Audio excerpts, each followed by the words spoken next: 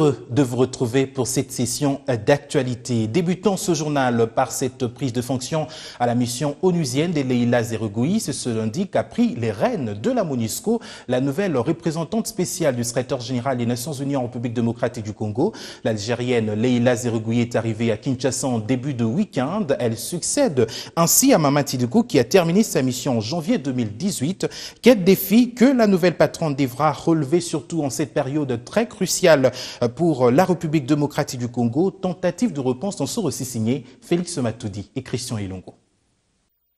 En prenant quartier à la tête de la plus grande mission de l'ONU dans le monde, Leïla Zerougui devrait surmonter un tas de montagnes. Plusieurs défis se présentent pour la nouvelle patronne de la MONUSCO. Des défis déjà relevés dans un communiqué de la mission qui a précédé la prise de fonction officielle de la nouvelle représentante du secrétaire général de l'ONU en RDC. Dans ses lignes publiées ce dimanche dans la soirée, la MONUSCO demeure engagée à soutenir conformément à son mandat et dans le respect de la constitution congolaise l'application intégrale de l'accord politique du 31 décembre 2016 qui énonce les principes généraux sur la tenue des élections, les transferts pacifiques du pouvoir et la consolidation de la stabilité dans le pays. Nos relations avec la MONUSCO. Des défis à relever alors que le président de la République remettait déjà en cause l'existence de la mission même sur les sols congolais. On doit clarifier dans les jours à venir nos relations avec la MONUSCO. Et on a toujours posé la question à nos amis de la MONUSCO. Citez-nous un seul groupe que vous avez eu à maîtriser.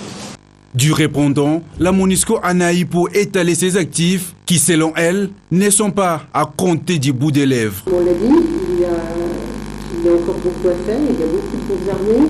On fait face à des groupes un contexte de plus en plus dangereux, à des groupes qui opèrent différemment, qui nous mettent en danger. Il y a quand même, nous avons contribué à protéger les populations civiles et à éradiquer certains de ces groupes armés. La MONUSCO a plus de 20 ans depuis son installation en République démocratique du Congo et selon certains acteurs politiques, son apport a été considérable. La présence de la MONUSCO ici, quel que soit ce qu'on peut dire sur la MONUSCO, quelle que soit la durée, quelle que soit son efficacité, mais nous disons la sécurité du Congo n'incombe pas à la MONUSCO. Il n'y a pas de MONUSCO au Rwanda. Il n'y a pas de MONUSCO au Burundi, il n'y a pas de MONUSCO. Je peux citer beaucoup d'exemples en Afrique centrale. Pourquoi seulement ici? C'est parce que nous sommes incapables de faire le travail pour lequel la MONUSCO est venue ici. Leïla Zerougui revient en RDC comme chef de la MONUSCO, un pays qu'elle connaît très bien pour avoir été numéro 2 de la mission entre 2008 et 2012.